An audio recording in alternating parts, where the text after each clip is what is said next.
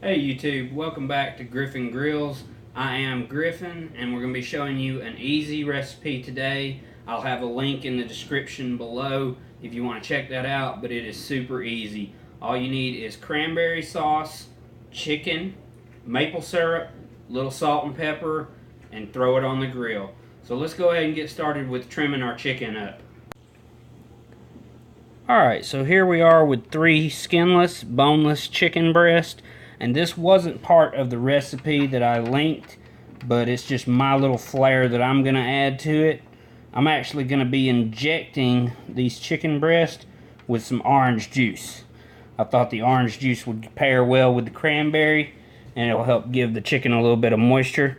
So we're just going to insert our injecting needle into the thickest part. Give it a slow squeeze. And I don't know if you can see it on camera, but you'll actually see it bulge up kind of like a blister on the meat. And just slowly back it out. Move down a spot. Give it another injection. So we're going to do that to all 3 of them. Then we're just going to dust it up with a little salt and pepper. Mix up the cranberry sauce. Now the cranberry sauce we're going to be using, the recipe calls for whole berry cranberry sauce. If you're not a fan of that, you can probably get by with using the gelatin. We just kind of like the whole berry around here. Alright, so the glaze or sauce or whatever you want to call it for this chicken recipe is basically a can of whole cranberry. You're going to split that into 2 parts. So we got 1 bowl here with our maple syrup we're going to add. The other part is going to be like a garnish to go on top of the chicken once it's done. So we're actually just going to set that off to the side for right now. And we're just going to work with the maple syrup and the whole cranberry sauce. Just add them together. Get all that syrupy goodness out of there.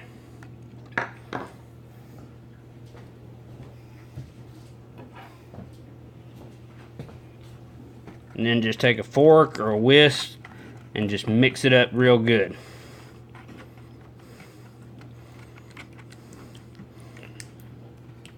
Plus it helps to break up that cranberry sauce so it's nice and jelly when you start, and then by the time you mix in the maple syrup, it's kind of like a thick, heavy barbecue sauce.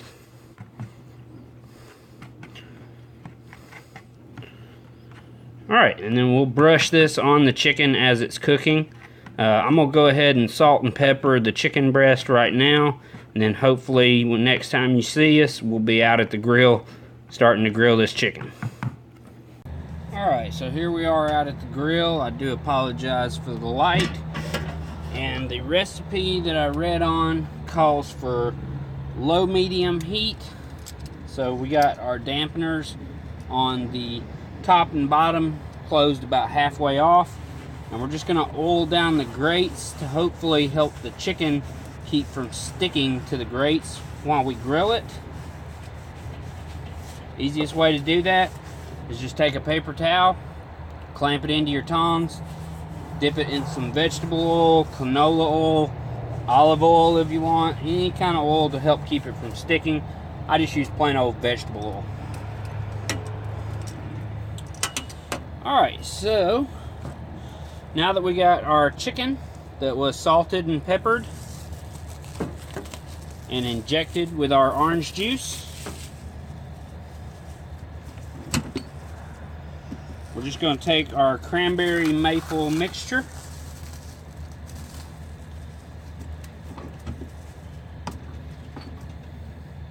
and give it just a little brushing.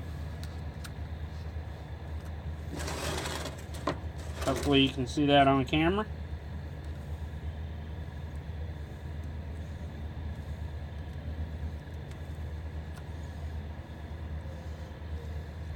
Give it a flip over.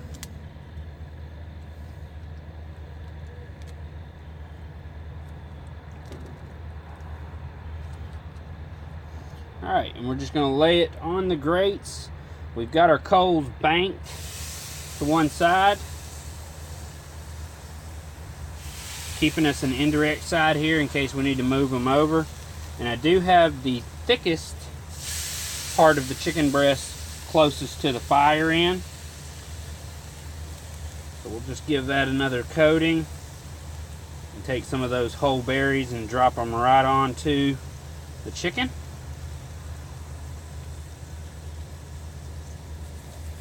Let that cook down into it.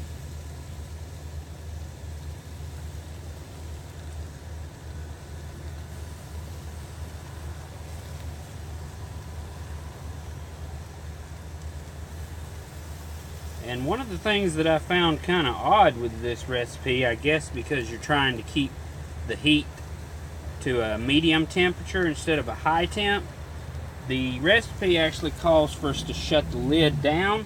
So that's what we're going to do now. And we're going to keep this lid on for 10 minutes.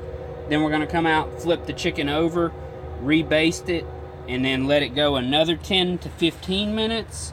And then at that point, we'll actually probe it and check to see if it's done. If it is, we'll go ahead and pull it off. If not, we do have the indirect side set up over here, so we can move that chicken over here and let it finish cooking out on the indirect side. So I'm gonna go ahead and get started on the sides while this is cooking up, and hopefully we'll see it plated up here shortly. I will bring you back outside to baste the chicken again after we take the lid off after 10 minutes.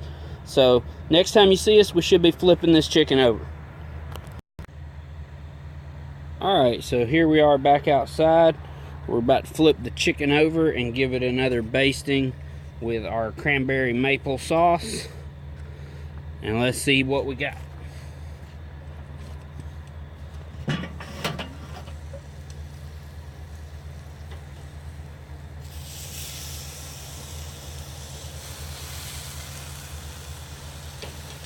Got some pretty nice char on there, and it's looking like it's getting done even on the top.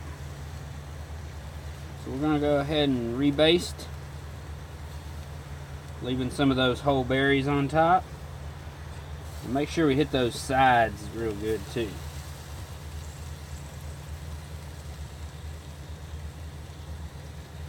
And I wish y'all could smell this right now.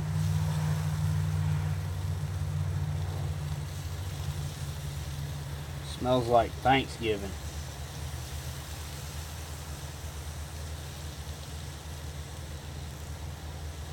Get a couple of those whole berries to the top.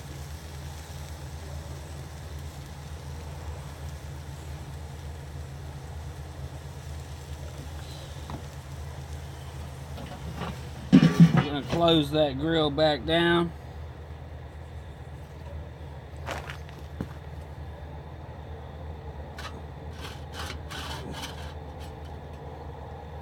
I am going to adjust the bottom vent.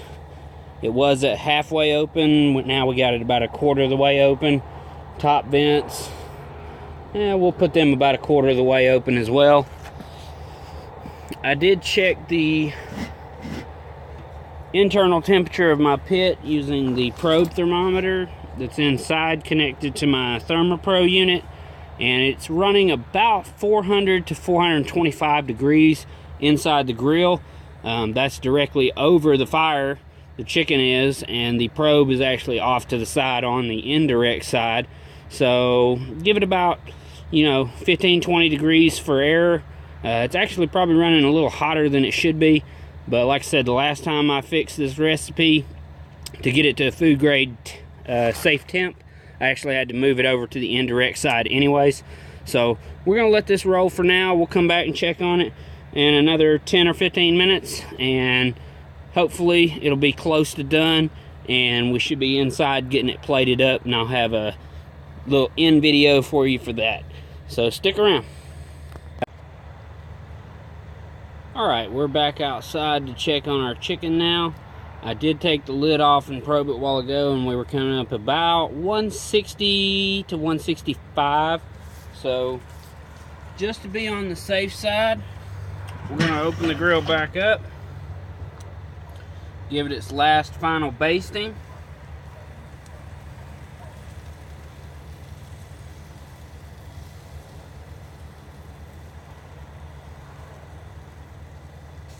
Make sure we cover all the sides really good.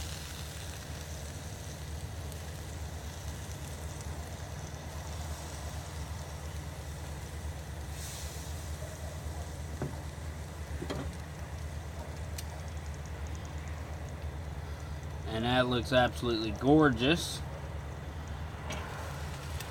So we're going to move it over to our indirect side now. Flip it over.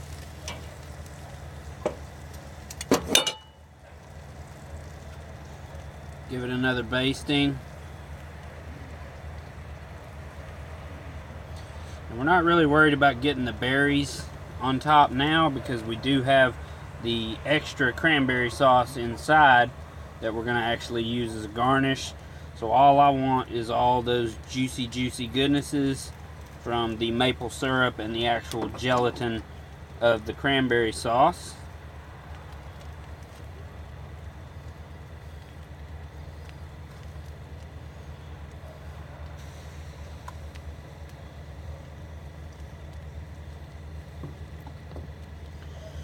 And we're going to close this lid down. And I'm going to go ahead and open the top and bottom vent all the way open.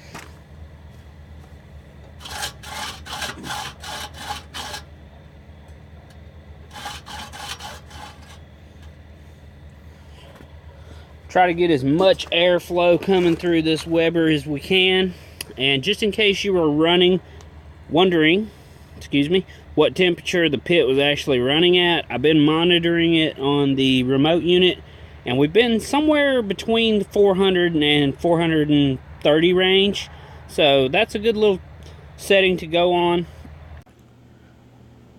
Alright, so here we are back inside. We got our maple cranberry chicken with some stuffing and green beans and potatoes to go with it. If you like what you're seeing on this channel, please share it with your friends on Facebook, or just give them the link to the YouTube account, Griffin Grills, and we will check you on the next video.